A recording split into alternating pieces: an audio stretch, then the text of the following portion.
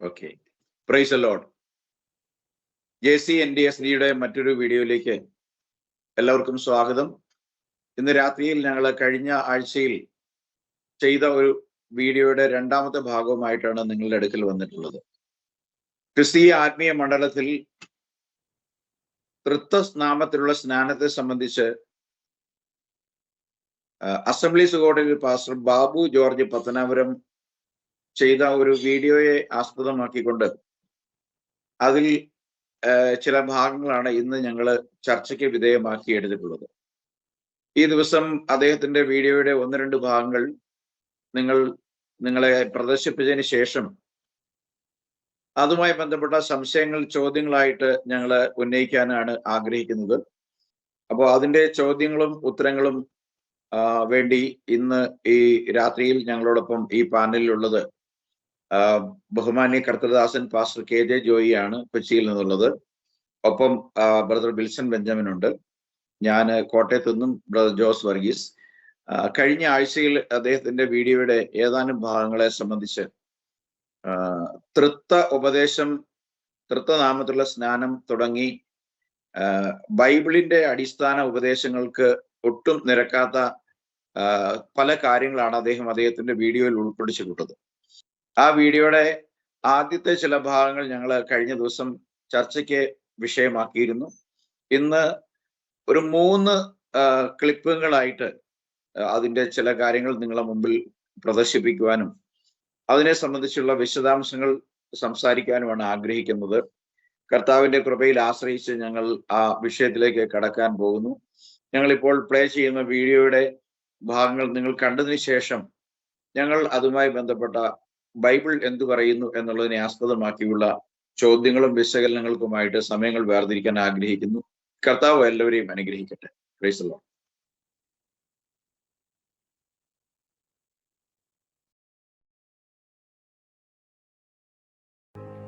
ദൈവത്തിൽ പിതാവ്, പുത്രൻ, പരിശുദ്ധാത്മാവ് എന്നീ 3 ആളത്വങ്ങളുണ്ട് എന്നുള്ളത് അവർ അംഗീകരിക്കുന്നില്ല, സമ്മതിക്കുന്നില്ല, വിശ്വസിക്കുന്നില്ല. അതുകൊണ്ടാണ് പിതാവിന്റെയും പുത്രന്റെയും പരിശുദ്ധാത്മാവിന്റെയും നാമത്തിൽ സ്നാനപ്പെടുത്തിയവരെ യേശുവിൻ നാമക്കാർ യേശുവിന്റെ നാമത്തിൽ സ്നാനപ്പെടുത്തുന്നത്. നേരെ തിരിച്ചും യേശുവിന്റെ നാമത്തിൽ സ്നാനപ്പെട്ടവർ ദൈവിക ത്രിത്വത്തെ വിശ്വസിക്കാത്തത് കൊണ്ടാണ് പിതാവിന്റെയും പുത്രന്റെയും പരിശുദ്ധാത്മാവിന്റെയും നാമത്തിൽ പിന്നെയും സ്നാനപ്പെടുത്തുന്നത്. ത്രിത്വോപദേശം നിരാകരിക്കേണ്ടതല്ല. ദൈവത്തിൽ 3 ആളത്വങ്ങൾ ഉണ്ട് എന്ന ആ ചിന്ത സ്നാന വിഷയത്തിൽ മാത്രമല്ല ബൈബിളിൽ രേഖപ്പെടുത്തിയിട്ടുള്ളത്. ഏതാണ്ട് 18ഓളം വേദവാക്യ തെളിവുകൾ ഞാൻ ഇവിടെ നിരത്തി വെക്കാൻ ആഗ്രഹിക്കുന്നു. സത്യം മനസ്സിലാക്കാൻ മനസ്സുള്ളവർക്ക് വേണ്ടി ഞാനത് വിശദീകരിപ്പാൻ ഇവിടെ ആഗ്രഹിക്കുന്നു. യേശുക്രിസ്തു പരിശുദ്ധാത്മാവിനെ കുറിച്ച് പറഞ്ഞപ്പോൾ പറഞ്ഞത് ഇങ്ങനെയാണ്: എന്നാൽ ഞാൻ പിതാവിനോട് ചോദിക്കും, അവൻ സത്യത്തിന്റെ ആത്മാവെന്ന മറ്റൊരു കാര്യസ്ഥനെ എന്നേക്കും നിങ്ങളോടുകൂടെ ഇരിക്കേണ്ടതിന് തരും. 3 വ്യക്തികളെ നാം അവിടെ കാണുന്നു. ഞാൻ, യേശു, പിതാവിനോട് ചോദിക്കും, പരിശുദ്ധാത്മാവെന്ന കാര്യസ്ഥനെ നിങ്ങൾക്ക് തരും. അപ്പോൾ അവിടെ നാം ദൈവിക ത്രിത്വത്തിലെ 3 വ്യക്തികളെയും കാണുന്നു. 3 അവസ്ഥകളെയല്ല, 3 വ്യക്തികളെയും കാണുന്നു. ദൈവത്തിന്റെ പരിശുദ്ധമായ നാമം വാഴ്ത്തപ്പെടുമാറാകട്ടെ. നിങ്ങളെ വീഡിയോ സശ്രദ്ധം വീക്ഷിച്ചു എന്ന് നിങ്ങൾ വിചാരിക്കുകയാണ്. അതായത് ആമുഖമായിട്ട് അദ്ദേഹം ചോദിക്കുന്ന ഒരു കാര്യം, അല്ലെങ്കിൽ പറയുന്ന ഒരു കാര്യം, യേശുനാമക്കാര് തൃത്വനാമത്തിൽ വിശ്വസിക്കാത്തത് കൊണ്ട് അവർ യേശുക്രിസ്തുവിന്റെ നാമത്തിൽ സ്നാനം കഴിപ്പിക്കുന്നു. തൃത്വനാമക്കാർ യേശുക്രിസ്തുവിന്റെ നാമക്കാരെ തൃത്വം വിശ്വസിക്കുമ്പോൾ തൃത്വനാമത്തിൽ സ്നാനം കഴിപ്പിക്കുന്നു എന്നൊരു ഭാഗം അദ്ദേഹം പറഞ്ഞു. അതേ വീഡിയോയുടെ 2ാമത്തെ ഭാഗത്തിൽ അവിടെ അദ്ദേഹം തൃത്വ ഉപദേശത്തിന് തെളിവായിട്ട് കൊണ്ടുവരുന്ന ഒരു കാര്യം കൂടി നമ്മൾ കണ്ടു. അത് ഇങ്ങനെയാണ്: എന്നാൽ ഞാൻ പിതാവിനോട് ചോദിക്കും, പിതാവ് സത്യത്തിന്റെ ആത്മാവ് എന്നൊരു മറ്റൊരു കാര്യസ്ഥനെ നിങ്ങൾക്ക് അയച്ചു തരും. അവിടെ ഞാൻ ഒരു വ്യക്തി, പിതാവിനോട് 2ാമത്തെ വ്യക്തി, പരിശുദ്ധാത്മാവ് എന്ന കാര്യസ്ഥൻ 3ാമത്തെ വ്യക്തി. അപ്പം ഇവിടെ ഇദ്ദേഹത്തിന്റെ വാദഗതി അനുസരിച്ച് എന്റെ ആദ്യത്തെ ചോദ്യം ജോയ് പാസ്റ്ററോടാണ്. ചോദ്യം ഈ അദ്ദേഹത്തിന്റെ ചോദ്യത്തെ ലേക്ക് വരുന്നതിന് മുമ്പ് തൃത്വ ഉപദേശം അല്ലെങ്കിൽ ദൈവം ത്രിയേകനാണ് എന്ന് പഠിപ്പിക്കുന്ന ആളുകളുടെ ഇടയിൽ തന്നെ ആ ഉപദേശത്തിലെ വ്യത്യസ്തമായ ഒരു കാര്യം ഞാൻ മനസ്സിലാക്കിയിട്ടുള്ളത്, ചില ആളുകൾ പഠിപ്പിക്കുന്നത് ഒരു ദൈവമുണ്ട്, ആ ദൈവത്തിനകത്ത് മൂന്നാളുകൾ. അപ്പം ഒരു എക്സ്റ്റേണൽ ദൈവം, ആ എക്സ്റ്റേണൽ ദൈവത്തിനകത്ത് മൂന്ന് വ്യക്തികൾ. ചില പഠിപ്പിക്കൽ മൂന്ന് വ്യക്തികൾ ചേർന്ന്, അതായത് എന്തെങ്കിലും ഒരു മൂന്ന് സാധനം നമ്മള് ഇങ്ങനെ ഒരു മൂന്ന് സാധനം റബ്ബർ ബാൻഡ് ഇട്ട് കെട്ടിക്കഴിഞ്ഞാൽ ഇതൊന്നായി. അപ്പൊ ഇങ്ങനെ ഒരു തൃത്വം പെന്തക്കോസ്തുകാരുടെ ഇടയിലുണ്ട്. മൂന്ന് പിതാവ് പുത്രൻ പരിശുദ്ധാത്മാവ് ചേർന്ന ത്രിത്വം. മറ്റൊരു ഇങ്ങനെ ത്രിത്വമുള്ളവരും പഠിപ്പിച്ച് വരുമ്പോ ദൈവം ഇതിനെയെല്ലാം കവർ ചെയ്യുന്ന ഒരു ദൈവമുണ്ട്. അതായത് ഒരു ദൈവത്തിനകത്തേക്കാണ് ഈ മൂന്ന് പീസ് ഇടുന്നത്. ഇപ്പൊ ജോബി ഗാൽവിന്റെ ഒരു വീഡിയോ നമ്മൾ കഴിഞ്ഞ വർഷം കണ്ടിരുന്നു. അദ്ദേഹം അതിനകത്ത് ഒരു ഗോളത്തിൽ ഒരു തീ പോലൊരു മനുഷ്യൻ, ആ മനുഷ്യനകത്ത് മൂന്ന് ചെറിയ തീ മനുഷ്യര്. അപ്പം അങ്ങനെയും നമ്മളൊരു തൃത്വം കണ്ടിട്ടുണ്ട്. വാസ്തവത്തിൽ തൃത്വക്കാരുടെ വിശ്വാസ പ്രമാണം അനുസരിച്ച് നമ്മൾ മനസ്സിലാക്കിയെടുത്തോളം ഇതിൽ ഏത് വിശ്വാസധാരയാണ്, ഇത് പലപ്പോഴും മിങ്കിൾ ചെയ്ത് അങ്ങോട്ടും ഇങ്ങോട്ടും വരാറുണ്ട്. ഇപ്പം 3 പേർ ചേർന്ന ഒരു ഇതാണെന്ന് പറയുകയും ഒരു ദൈവത്തിനകത്ത് 3 പേരാണെന്ന് പറയുകയും ചെയ്യുന്നുണ്ട്. അങ്ങനെയെങ്കിൽ ഒരു ചോദ്യം വരുന്നത്, ഈ ദൈവത്തിനകത്ത് ഒരു വലിയ എക്സ്റ്റേണൽ ബോഡിയായ ദൈവത്തിനകത്ത് പിതാവാണ്, പുത്രനാണ്, പരിശുദ്ധാത്മാവാണ് അവർക്കുള്ളത്. അങ്ങനെയെങ്കിൽ പിതാവായ ദൈവം എന്ന് പറയുമ്പോഴേ തന്നെ ആ വാദം പൊളിഞ്ഞില്ലേ? അപ്പം ഈ ദൈവത്തെ പിതാവായ ഏക ദൈവമെന്ന് നമുക്കുള്ളെന്ന് അപ്പോസ്തലന്മാർ പറഞ്ഞു. പിതാവ് ആണ് ദൈവം എന്ന് യേശു പഠിപ്പിച്ചിട്ടുണ്ട്. അപ്പോൾ തന്നെ ഈ വാദം പൊളിഞ്ഞു. ഈ കവർ ചെയ്തിരിക്കുന്ന ദൈവം പിതാവാണെന്ന് വന്നു. അപ്പൊ പിന്നെ എങ്ങനെയാണ് മറ്റ് 2 വ്യക്തിത്വങ്ങൾ അതിനകത്ത് ഉണ്ടാകുന്നത്? ഈ ചോദ്യത്തിന് നമ്മുടെ പ്രേക്ഷകർക്ക് സമാനമായ സംശയങ്ങൾ ഉണ്ടെങ്കിൽ അതിനുവേണ്ടി ഉത്തരം നൽകാനായിട്ടാണ് ഞാൻ പാസ്റ്ററോട് ആവശ്യപ്പെടുന്നത്. രണ്ടാമത്തെ ഭാഗം, എന്നാൽ ഞാൻ പിതാവിനോട് ചോദിക്കും, ഞാൻ ഒരു വ്യക്തി, പിതാവിനോടൊരു വ്യക്തി, കാര്യസ്ഥൻ എന്ന പരിശുദ്ധാത്മാവ് ഒരു വ്യക്തി. അപ്പം അവിടെ 3 വ്യക്തികൾ ഉണ്ടോ? അങ്ങനെ 3 വ്യക്തികളുടെ സിദ്ധാന്തം അനേകം തെളിവുകൾ അദ്ദേഹം നിരത്തുന്നതിൽ ഒരു തെളിവായിട്ട് ഇത് പറയുന്നു. ഈ 2 കാര്യങ്ങൾക്കും ഈ ആദ്യത്തെ വീഡിയോയിൽ നിന്ന് നമ്മൾ കണ്ട വിഷയത്തെ ആസ്പദമാക്കിയുള്ള ഒരു ഉത്തരമാണ് പാസ്റ്ററിൽ നിന്ന് ഞങ്ങൾ പ്രതീക്ഷിക്കുന്നത്.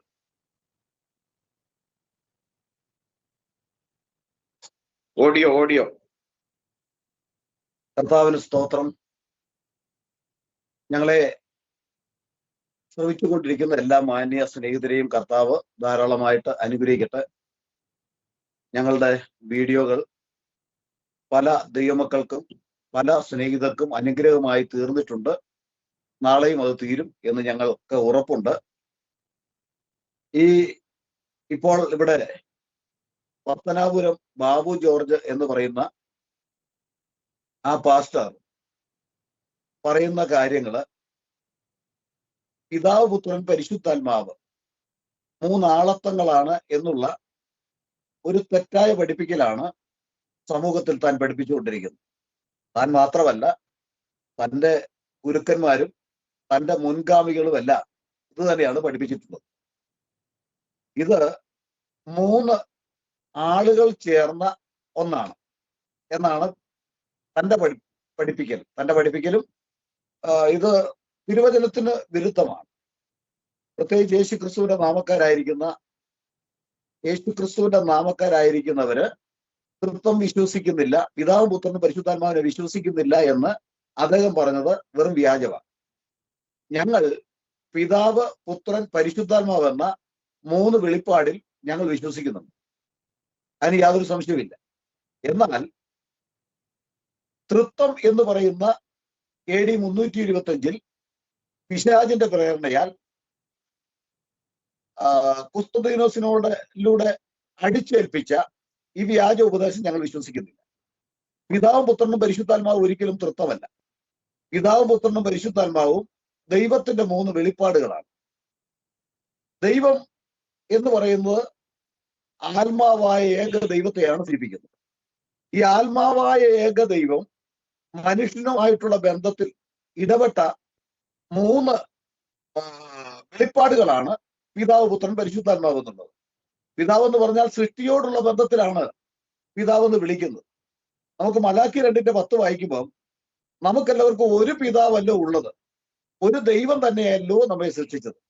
അപ്പൊ പിതാവ് എന്നുള്ള ആ ചിന്ത വന്നത് സൃഷ്ടിയോടുള്ള ബന്ധത്തിലാണ്.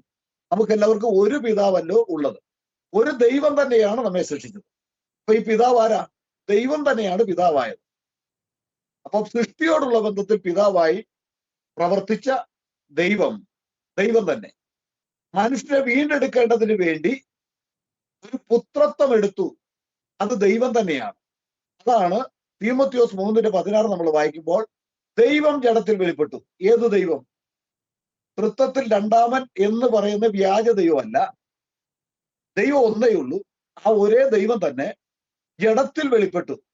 ഒരേ ദൈവം തന്നെ പിതാവ് എന്ന നിലയിൽ പ്രവർത്തിച്ചു.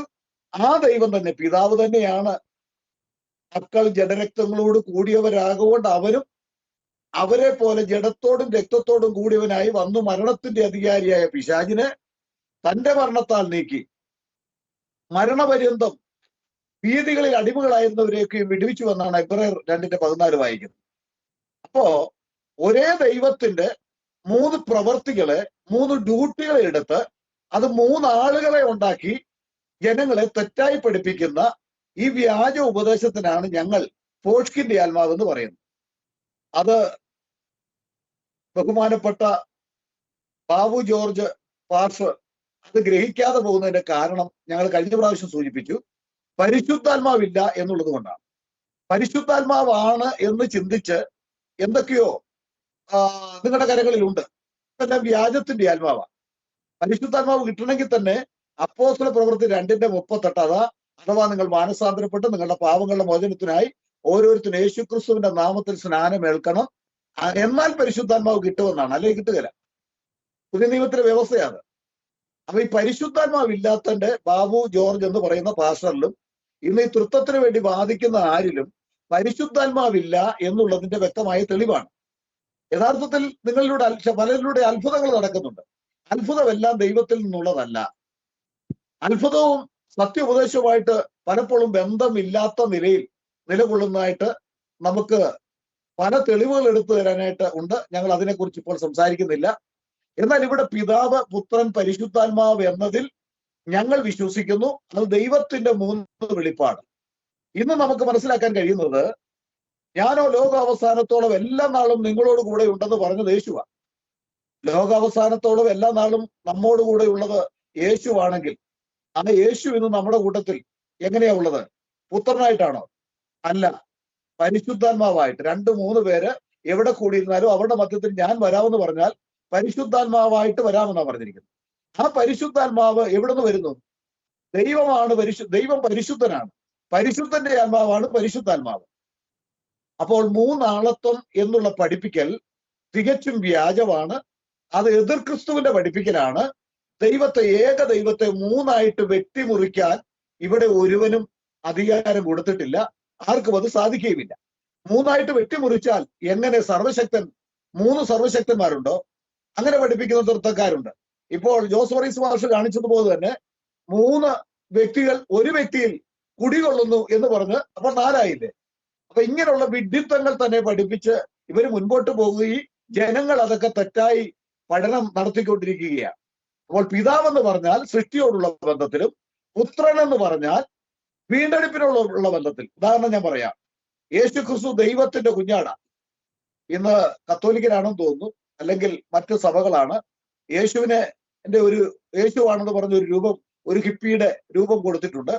എന്നിട്ട് യേശു ഒരു കുഞ്ഞാടിനെ കൈപിടിച്ചുകൊണ്ടിരിക്കുന്ന നിങ്ങൾക്ക് കാണാം. അപ്പൊ യേശു കുഞ്ഞാടെന്ന് പറഞ്ഞാൽ ജനങ്ങളുടെ ഇടയിലേക്ക് തെറ്റിദ്ധാരണ വരുത്തുകയാണ്. യേശു ദൈവ കുഞ്ഞാടെന്ന് പറഞ്ഞാൽ ഇതുപോലെ ഇന്ന് കാണുന്ന 4 കാലും 1 വാലും ഒക്കെ ഉള്ള കുഞ്ഞാടാണെന്നാ ജനങ്ങൾ തെറ്റിദ്ധരിച്ചിരിക്കുന്നത്. ആ കുഞ്ഞാടിനെയല്ല യേശുവോട് ഉദ്ദേശിക്കുന്നത്. അല്ലെങ്കിൽ യേശു അവൻ ഇടയിലും നമ്മൾ ആടുകളും എന്ന് പറഞ്ഞാൽ മനുഷ്യരായ നമ്മളെ ആടുകളായിട്ട് ചിത്രീകരിക്കുന്നു എന്ന് മാത്രമേ ഉള്ളൂ. അതുകൊണ്ട് നമ്മൾ 4 കാലും 1 വാലും ഉള്ള ആളല്ല. അപ്പോൾ യേശു ദൈവത്തിന്റെ കുഞ്ഞാടെന്ന് പറഞ്ഞാൽ ദൈവം മനുഷ്യരെ രക്ഷിക്കുവാൻ വേണ്ടി ദൈവം ഒരുക്കിയ ഒരു പദ്ധതിയാണ് ദൈവ കുഞ്ഞാടെന്നുള്ള വാക്ക്. അല്ലാതെ 4 കാലും 1 വാലും ഉള്ള കുഞ്ഞാടല്ല. പഴയ നിയമത്തിൽ പാപയാഗത്തിന് വേണ്ടി ഉപയോഗിക്കാൻ ഒരു മാധ്യമം ഉണ്ടായിരുന്നു. പാപയാഗത്തിന് വേണ്ടി ഉപയോഗിച്ചിരുന്നത് കുഞ്ഞാടിനെയാണ്. കുഞ്ഞാടെന്ന് പറഞ്ഞ അതിന്റെ അർത്ഥം യഥാർത്ഥത്തിൽ രക്ഷയുടെ ഒരു പദ്ധതി ദൈവം ഒരുക്കിയതാ. അപ്പൊ യേശു ക്രിസ്തു ദൈവ കുഞ്ഞാട്. അപ്പൊ ദൈവ കുഞ്ഞാടാകുമ്പോൾ തന്നെ യേശു ക്രിസ്തുവാണ് ഇടയൻ. യേശു ക്രിസ്തുവാണ് ഈ കുഞ്ഞാടിനെ യാഗം കഴിക്കേണ്ട പുരോഹിതൻ. അവൻ ക്രിസ്തുവേശു മഹാപുരോഹിതനാണ്.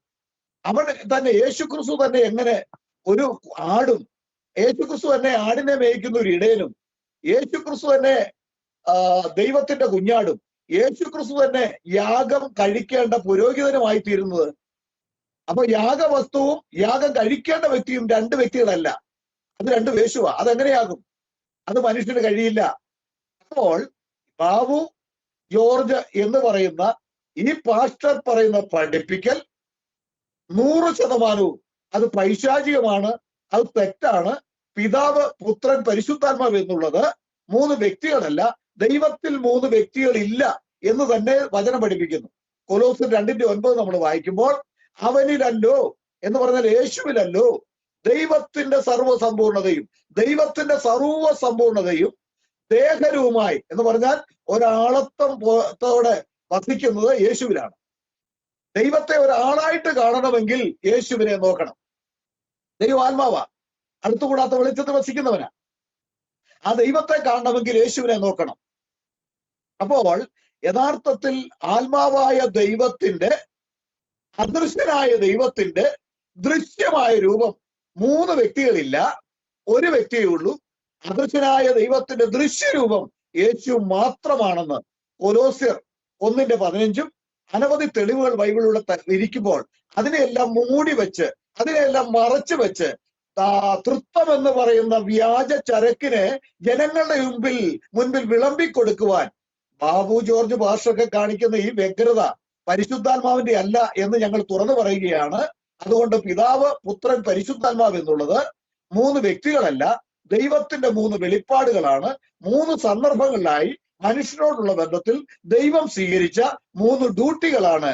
ഇന്ന് അവൻ പരിശുദ്ധാത്മാവായിട്ട് പ്രവർത്തിക്കുന്നു. അവൻ സൃഷ്ടിയോടുള്ള ബന്ധത്തിൽ പിതാവായി അവൻ നിലകൊണ്ടു.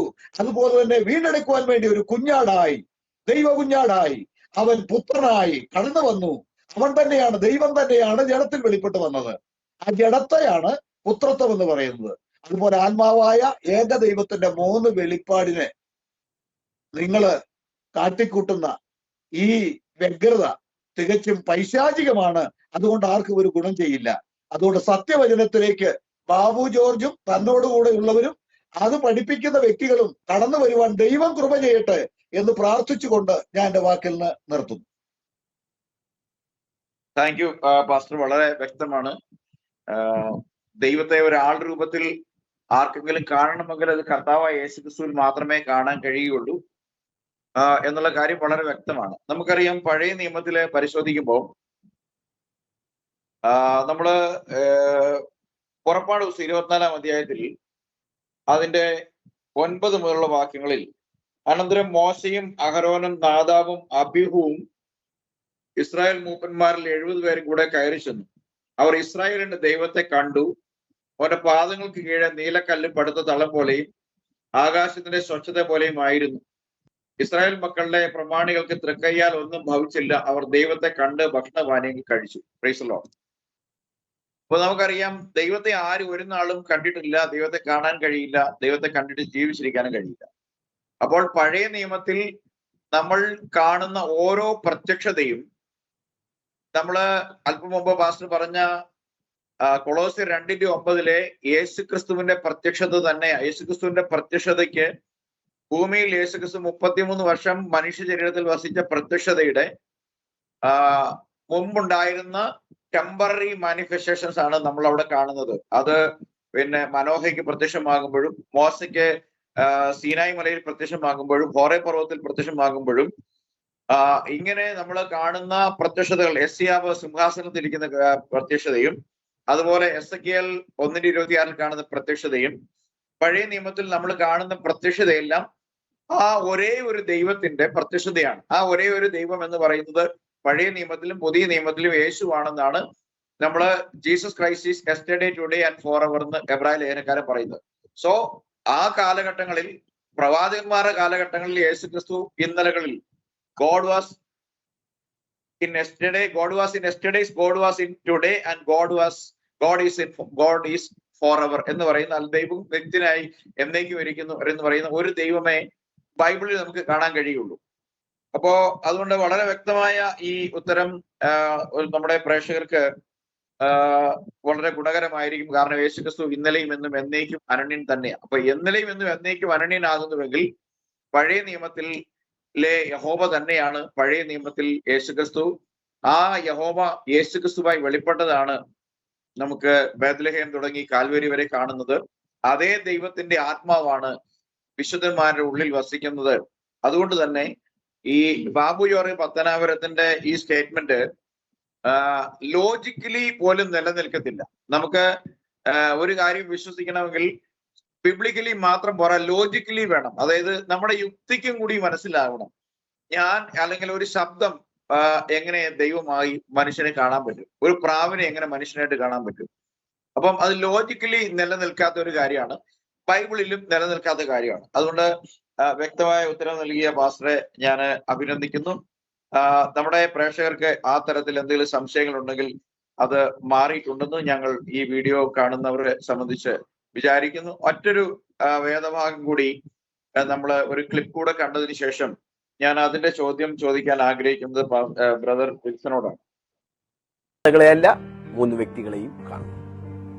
സ്തെഫാനോസ് മരിക്കുമ്പോൾ അദ്ദേഹം മുട്ടുകുത്തി മുകളിലേക്ക് നോക്കുകയും ദൈവമഹത്വവും പിതാവിന്റെ വലത്തുഭാഗത്ത് യേശുക്രിസ്തു എഴുന്നേറ്റ് നിൽക്കുന്നതും താൻ കാണുന്നു. ദൈവത്തിന്റെ വലത്തുഭാഗത്ത് യേശുക്രിസ്തു നിൽക്കുന്നു. സ്തെഫാനോസ് പരിശുദ്ധാത്മാവിൽ നിറയുന്നു. 3 വ്യക്തികളെയും നാം അവിടെയും കാണുന്നു. 3, യേശുവിന്റെ സ്നാനം നോക്കണം. യോർദാൻ നദിയിൽ യോഹന്നാന്റെ കൈക്കീഴിൽ യേശുക്രിസ്തു സ്നാനപ്പെടുകയാണ്. ഇവൻ എന്റെ പ്രിയപുത്രൻ, ഇവനിൽ ഞാൻ പ്രസാദിച്ചിരിക്കുന്നു എന്ന് സ്വർഗത്തിൽ നിന്ന് പിതാവായ ദൈവം സാക്ഷ്യം പറയുന്നു. പരിശുദ്ധാത്മാവ് പ്രാവെന്ന പോലെ യേശുവിന്റെ മേൽ ഇറങ്ങി വരുന്നു. യേശു സ്നാനപ്പെടുന്നു. 3 വ്യക്തികളെയും നാം അവിടെ കാണുകയാണ്. സാക്ഷ്യം പറഞ്ഞ പിതാവ്, ഇറങ്ങി വരുന്ന പരിശുദ്ധാത്മാവ്, സ്നാനം സ്വീകരിക്കുന്ന യേശുക്രിസ്തു. സ്നാനത്തെക്കുറിച്ചുള്ള യേശുവിന്റെ കൽപ്പന, നിങ്ങൾ പുറപ്പെട്ട് പിതാവിന്റെയും പുത്രന്റെയും പരിശുദ്ധാത്മാവിന്റെയും നാമത്തിൽ സ്നാനം കഴിപ്പിക്കുക. 3 വ്യക്തികൾ ചേരുമ്പോൾ നാമം എന്ന ഏകനാമമാണ് ഉപയോഗിച്ചിരിക്കുന്നത്. ഇനിയും ആശീർവാദത്തിന്റെ വചനം ശ്രദ്ധിക്കണം. യേശുക്രിസ്തുവിന്റെ കൃപയും ദൈവത്തിന്റെ സ്നേഹവും പരിശുദ്ധാത്മാവിന്റെ കൂട്ടായ്മയും നിങ്ങളോടുകൂടെ ഇരിക്കുമാറാകട്ടെ. Price the Lord. ഇതിന് തത്തുല്യമായ ഒരു ചിന്ത പഴയ നിയമത്തിലുണ്ട്. സംഖ്യാപുസ്തകത്തിൽ 6-ാം അധ്യായത്തിൽ നമ്മൾ വായിക്കുന്നു, നിങ്ങൾ ഇസ്രായേൽ മക്കളെ അനുഗ്രഹിച്ച് ചൊല്ലേണ്ടത് എന്തെന്നാൽ യഹോവ നിങ്ങളെ അനുഗ്രഹിച്ച്. Okay, price the Lord. നമ്മൾ ഈ ചോദ്യം അടുത്തൊരു ചെറിയ ക്ലിപ്പിങ്ങിലേക്കുള്ളതിനകത്ത് ഓവർലാപ്പ് ചെയ്ത് വന്നിട്ടുണ്ട്. ഇവിടെ അദ്ദേഹം തൃത്വത്തിന് തെളിവായിട്ട്, അല്ലെങ്കിൽ ദൈവത്തിൽ 3 ആളത്തങ്ങൾ ഉണ്ടെന്ന് തെളിവായിട്ട് ഉപയോഗിച്ചിട്ടുള്ള 2-3 കാര്യങ്ങൾ നമ്മളിവിടെ കണ്ടു. ഒന്ന്, നമ്മള് വായിച്ചത് ഇങ്ങനെയാണ് അദ്ദേഹം വായിച്ചത്. സ്തെഫാനോസ് കല്ലെറിയപ്പെടുന്ന സമയത്ത് സ്വർഗത്തിലേക്ക് നോക്കുകയും ദൈവ മഹത്വത്തിന് വലതുഭാഗത്ത് യേശു നിൽക്കുന്നത് കണ്ടു എന്ന് പറഞ്ഞു. അപ്പം അവിടെ ദൈവ മഹത്വവും ദൈവത്തിന്റെ വലതുഭാഗത്ത് യേശുവും നിൽക്കുന്നു എന്ന് കണ്ടു. അവിടെ 3 ആളുകൾ ഉണ്ട് എന്നാണ് അദ്ദേഹം സ്ഥാപിക്കാൻ ശ്രമിക്കുന്നത്. നമുക്ക് അതുമായി സംബന്ധിച്ച ഒരു ക്ലാരിറ്റി ഞാൻ ബ്രദർ വിൽസണിൽ നിന്ന് ആഗ്രഹിക്കുന്നു. രണ്ടാമത് അദ്ദേഹം സൂചിപ്പിച്ച ഒരു കാര്യം, യേശുക്രിസ്തുവിന്റെ സ്നാനത്തിൽ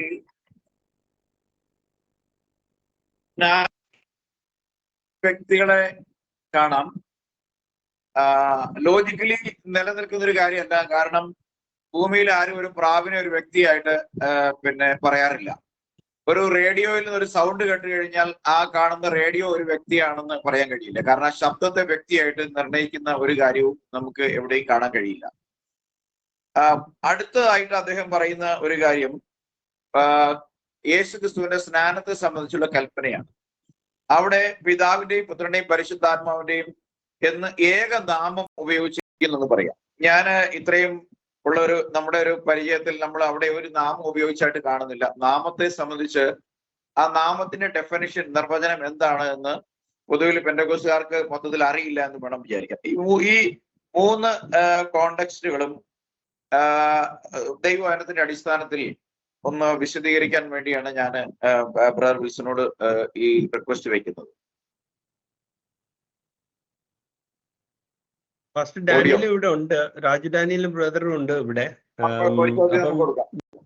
അതാ ഞാന് ഈ ഒരു സ്റ്റീഫന്റെ ആ പോർഷൻ ഞാൻ എടുക്കാം, എന്നിട്ട് വേണമെങ്കിൽ ബാപ്റ്റിസമിന്റേത് പാസ്റ്റർ ഡാനിയൽ കവർ ചെയ്യട്ടെ. അപ്പം ഈ ഒരു സ്തെഫാനോസിന്റെ ഒരു വചനം ശരിയാണ്, നമ്മൾ കാണുമ്പോൾ ഒരു സാധാരണ മനുഷ്യൻ പോലെ നമ്മളും ഒരു കാലത്ത് ഈ വചനങ്ങളെയൊക്കെ നോക്കിയിരുന്നു. സ്തെഫാനോസ് മേളിലോട്ട് നോക്കി അദ്ദേഹം കണ്ട ആ വിഷനെ നമ്മൾ ഊഹിച്ചെടുക്കുവാൻ നോക്കുകയാണ്. ഒരു പോർഷനിലെ വാക്യം മാത്രം കൊണ്ട് അത് നോക്കിക്കഴിഞ്ഞാൽ നമുക്ക് അങ്ങനെ തോന്നാം. പിന്നെ അടിസ്ഥാനപരമായിട്ട് ഈ പറയുന്നത് നമ്മൾ ആദ്യത്തെ ഏറ്റവും മുഖ്യ കൽപ്പന പഴയ നിയമത്തിൽ യഹോവയായ ദൈവം, യഹോവ ഏകൻ തന്നെ എന്നും, പുതിയ നിയമത്തിൽ അത് കടന്നു വരുമ്പോൾ കർത്താവായ ദൈവം, കർത്താവ് ഏകൻ തന്നെ എന്ന ആ ഒരു അടിസ്ഥാന പ്രമാണം വിട്ടുകഴിഞ്ഞാൽ ആ പ്രമാണത്തിൽ കൂടെയാണ് ദൈവത്തെ സ്നേഹിക്കുന്നതെന്ന് മർക്കോസിന്റെ സുവിശേഷം അതിന്റെ 12-ാമത്തെ അധ്യായം 29 മുതലുള്ള വാക്യങ്ങൾ വായിക്കുമ്പോൾ നമ്മൾ എങ്ങനെയാണ് ദൈവത്തെ സ്നേഹിക്കുകയും ദൈവത്തെ അറിയുകയും ചെയ്യുന്നത്? കർത്താവ് തന്നെയാണ് ദൈവം ആ ഒരു കർത്താവ് ഏകൻ തന്നെയാണ് എന്ന് വളരെ മുഖ്യമായ കൽപ്പന. ആ സമയത്ത് കർത്താവ് എന്ന് ആരെയാണ് യേശു സംബോധന ചെയ്യുന്നത്? കർത്താവെന്ന് സംബോധന ചെയ്യുന്നത് പിതാവായ ദൈവത്തെ തന്നെയാണ് എന്ന് വളരെ വ്യക്തമായിട്ട് നമുക്ക് കാണാം. പിന്നെ യേശു ഉയർത്തെഴുന്നേറ്റപ്പോൾ യേശു കർത്താവാണെന്ന് പറഞ്ഞത് വേറൊരു കർത്താവിനെ പറ്റിയാണോ എന്നാണ് ഇവർ ഊഹിച്ചെടുത്തിരിക്കുന്നത്. 2 കർത്താവില്ല, ഒരു കർത്താവ് മാത്രമേ ഉള്ളൂ. ആ കർത്താവ് ഏകനാണ് എന്ന് വ്യക്തമായിട്ട് നിയമം പറയും. അപ്പോൾ ഈ ഒരു പിവോട്ടിൽ നിന്നും നമ്മൾ മാറിക്കഴിഞ്ഞു കഴിഞ്ഞാൽ നമ്മുടെ അടിസ്ഥാന വിശ്വാസത്തിന് ഒരു പിവട്ടില്ല, ഒരു സെൻട്രൽ സ്ഥാനമില്ല, ഒരു അടിസ്ഥാനവും അതിനില്ല. എന്തുകൊണ്ടാണ്? പിശാചിന് വളരെ ഇമ്പോർട്ടൻറ്റ്. പിശാചിന്റെ ഒരു ഇമ്പോർട്ടൻസ് എന്ന് പറഞ്ഞാൽ ദൈവം അല്ലാതെ ദൈവത്തോടു കൂടെ വേറെ ആരോ ഉണ്ട് എന്നുള്ള വിശ്വാസം മറ്റുള്ളവരിലേക്ക് കൊണ്ടുവരിക. ദൈവമല്ലാതെ ഒരു വ്യക്തിയുണ്ട്, ആ വ്യക്തിയാക്കി തീർത്തു ദൈവത്തെ, ആത്മാവായ ദൈവത്തെ വ്യക്തിയാക്കി തീർക്കുക. നമുക്കൊരു വ്യക്തിത്വം ദൈവത്തിനെ പറ്റി കാണണമെങ്കിൽ മനുഷ്യനായ ക്രിസ്തുയേശുവിൽ മാത്രമേ കാണാൻ പറ്റത്തുള്ളൂ. എന്തുകൊണ്ടെന്നാൽ പേഴ്സൺ എന്ന് പറയുമ്പോൾ മനുഷ്യനായിരിക്കണം. അതുകൊണ്ട് മനുഷ്യനായ ക്രിസ്തുയേശു എന്ന പെർസോണയിൽ കർത്താവായ ദൈവം ആത്മാവായി അതിൽ പ്രവർത്തിച്ചു. കർത്താവ് പറയുന്നു, പിതാവ് എന്നിൽ വസിച്ചുകൊണ്ട് തന്റെ വേല ചെയ്യുന്നു. അവിടെ നമ്മൾ 2 പേരെ അല്ല കാണുന്നത്, തൃത്വക്കാർ 2 പേരെ കാണുന്നുണ്ട്. എന്തെന്ന് വെച്ച് കഴിഞ്ഞാൽ അവർ ആത്മാവിനെയും ഒരു പേഴ്സണായിട്ട് എണ്ണുന്നു. പക്ഷെ നമ്മൾ ആത്മാവിനെ പേഴ്സണായിട്ട് എണ്ണുന്നില്ല. ആത്മാവ് സകലത്തെയും നിറയ്ക്കുന്നവൻ ആണ്. ആ ഒരു ശരീരത്തെ ആ സമയത്ത് ഉപയോഗിച്ചുകൊണ്ട് ദൈവത്തിന്റെ വേല ചെയ്തു എന്ന് നമ്മൾ അവിടെ വിശ്വസിക്കുന്നു. പിന്നെ യെശയ്യാവിന്റെ പുസ്തകം അതിന്റെ 52-ാമത്തെ അധ്യായത്തിന്റെ 6-ാമത്തെ വാക്യത്തിൽ പറയുന്നു, ആ ദാസനെ കണ്ട് വിശ്വസിക്കാം, ഞാൻ തന്നെ അവൻ എന്ന് പറയുന്നുണ്ട്. എന്താന്ന് വെച്ച് കഴിഞ്ഞാൽ ആ ദാസൻ തന്നെയാണ് പിന്നെ സുവാർത്ത ദൂതനായിട്ട് കടന്നു വരുവാൻ പോകുന്നത്. 52-ാമത്തെ അധ്യായം യെശയ്യാവില് ആ സുവാർത്ത ദൂതനെ കണ്ട് എന്താണ് വിശ്വസിക്കുന്നത്? ഞാൻ തന്നെ അവൻ എന്ന് വിശ്വസിക്കണമെന്ന്. അത് മലയാളത്തിൽ കറക്റ്റായിട്ട് വന്നിട്ടുണ്ട്. നേരെ മറിച്ച് നമ്മൾ ഗ്രീക്ക് ഭാഷയിലെ യോഹന്നാന്റെ സുവിശേഷം 8-ാമത്തെ അധ്യായം നമ്മൾ കാണുമ്പോൾ അത് ഞാൻ ഇവിടെ ഒന്ന് ഡിസ്പ്ലേ ചെയ്ത് കാണിക്കാം.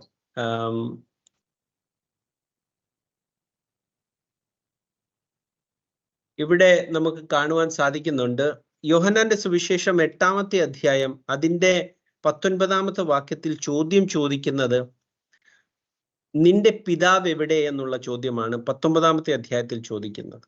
അവിടെ കർത്താവ് 24-ാമത്തെ വാക്യത്തിൽ എത്തിച്ചേരുമ്പോൾ നമ്മൾ കാണുന്നു, നിങ്ങൾ വിശ്വസിച്ചില്ല, നിങ്ങൾ നിങ്ങളുടെ പാപങ്ങളിൽ മരിക്കും. that you will die in the sins of you if you do not believe that I am he. അതായത് ഹോത്തി ഈഗോ ഏമി എന്നുള്ള ആ ഗ്രീക്ക് പദത്തെ ഉപയോഗിച്ചുകൊണ്ട് പറയുന്നുണ്ട്, നിങ്ങൾ നിങ്ങളുടെ പാപങ്ങളിൽ മരിക്കും. എപ്പോഴാണ് മരിക്കുന്നത്? നിങ്ങൾ വിശ്വസിക്കാഞ്ഞാൽ. എന്ത് വിശ്വസിക്കാഞ്ഞാൽ? ഞാൻ തന്നെ അവൻ, അതായത് പിതാവ്. അവിടെ ഇവർ പറയുന്ന പോലെ ഞാൻ എന്ന് പറയുമ്പോൾ യേശു ഉണ്ട്, അവൻ എന്ന് പറയുമ്പോൾ പിതാവുണ്ട്. വിശ്വസിക്കേണ്ടത് എന്താണ്? ഞാൻ തന്നെ അവൻ എന്നാണ് വിശ്വസിക്കേണ്ടത്. അവിടെ നമ്മൾ രണ്ട് വ്യക്തികളെ അല്ല കാണുന്നത്. നമ്മൾ കാണുന്നത് വിശ്വസിക്കേണ്ട അടിസ്ഥാന കാര്യം ഞാൻ തന്നെ അവൻ എന്നുള്ള കാര്യമാണ്. അവിടെ നമ്മൾ രണ്ട് വ്യക്തികളെ അല്ല കാണുന്നത്. ആത്മാവായ ദൈവത്തിന്റെ വെളിപ്പാട് തന്നെയാണ് യേശു എന്ന് വിശ്വസിക്കേണ്ടത് അത്യാവശ്യമാണ്. എന്തിനു വേണ്ടി? പാപങ്ങളിൽ നിന്നും മോചനം ലഭിക്കണമെങ്കിൽ. അതുകൊണ്ടാണ് പിതാവിന്റെയും പുത്രന്റെയും പരിശുദ്ധാത്മാവിന്റെയും നാമം എന്ന് പറഞ്ഞപ്പോൾ അവിടെ വളരെ വ്യക്തമായിട്ട് വന്നത് യേശു ക്രിസ്തുവിന്റെ നാമം. എന്തെന്ന് കണ്ടു കഴിഞ്ഞാൽ അവർ വിശ്വസിച്ചു, വന്നവനും വരുവാനിരുന്നവനും ഇനി വരുവാനിരിക്കുന്നവനും ഒരുവൻ മാത്രമാണ്, അത് കർത്താവായ യേശു ക്രിസ്തു തന്നെയാണ്. അവൻ തന്നെ മനുഷ്യനായി ഈ ലോകത്തിൽ കടന്നു വന്നു, അവൻ തന്നെ വിധിക്കുവാൻ ഈ ലോകത്തിലേക്ക് കടന്നു വരും. ഇനി ഈ ഒരു അടിസ്ഥാനത്തിൽ നിന്ന് നമ്മൾ സ്തെഫാനോസിന്റെ ആ ഒരു കാഴ്ചയെ നോക്കുമ്പോൾ ഞാനത് ക്ലിയർ ആയിട്ടുള്ളത് നമ്മുടെ കിങ് ജെയിംസ് വെർഷനിലാണ് അത് കറക്റ്റായിട്ട് അതിന്റെ ആ ഒരു ട്രാൻസ്ലേഷൻ ഉള്ളത്. നമ്മുടെ മലയാളത്തിനകത്ത് പിന്നെയും ചെറിയ പ്രശ്നമുണ്ട്. അപ്പം ഇതിനകത്ത് 55-ാമത്തെ വാക്യത്തിൽ പറയുന്നു, being full of Holy Ghost looked steadfastly into heaven and saw the glory of God. അപ്പോൾ അവിടെ കണ്ടത് എന്താണ്? ദൈവത്തിന്റെ തേജസ് ആണ് കണ്ടതെന്നാണ് പറയുന്നത്. And Jesus standing on the right hand side of God. അവിടെ ഒരു വ്യക്തിയെ കണ്ടു എന്നല്ല പറയുന്നത്, ദൈവത്തിന്റെ വലിയ തേജസ്സിനെ കണ്ടു.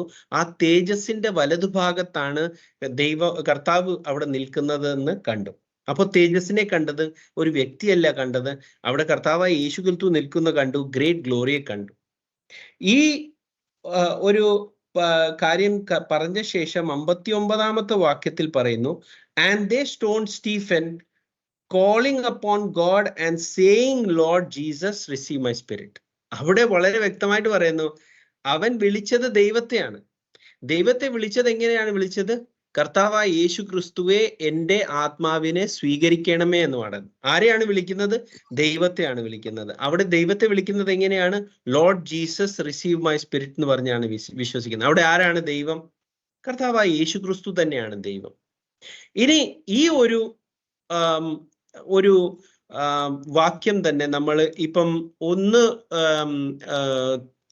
തീമോത്തിയോസ് അതിന്റെ 6:14-13 കടന്നു പോകുമ്പോൾ അതിൽ പറയുന്നത് എന്താണ്? നമുക്ക് ഒന്ന് വായിച്ചു നോക്കാം.